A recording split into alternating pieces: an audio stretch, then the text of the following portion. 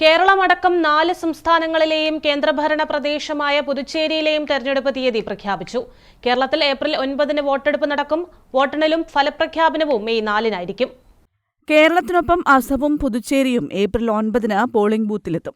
April 23-നായിരിക്കും തമിഴ്നാട്ടിലെ വോട്ടെടുപ്പ്. പശ്ചിമബംഗാളിൽ 2 ഘട്ടമായാണ് തെരഞ്ഞെടുപ്പ് നടക്കുക. ഏപ്രിൽ 23-ന് 1-ാം ഘട്ട തെരഞ്ഞെടുപ്പും ഏപ്രിൽ 29-ന് 2-ാം ഘട്ട തെരഞ്ഞെടുപ്പും നടക്കുമെന്ന് മുഖ്യ തെരഞ്ഞെടുപ്പ് കമ്മീഷണർ ഗ്യാനേഷ് കുമാർ പ്രഖ്യാപിച്ചു. All 140 assembly constituencies of Kerala shall also go for polling on 9th April, that is Thursday. All 126 assembly constituencies for Assam, the polling shall be just in one phase, and the polling shall take place on 9th of April, Thursday, 2026. Puducherry also will go along with Assam and Kerala. The date of poll is 9th April. West Bengal. West Bengal, the 294 assembly constituencies, the polling shall be held in 2 phases. In the first phase, 152, and the second phase, 142.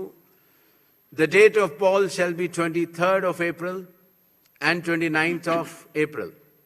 And the counting shall be together for all, that is 4th of May 2026.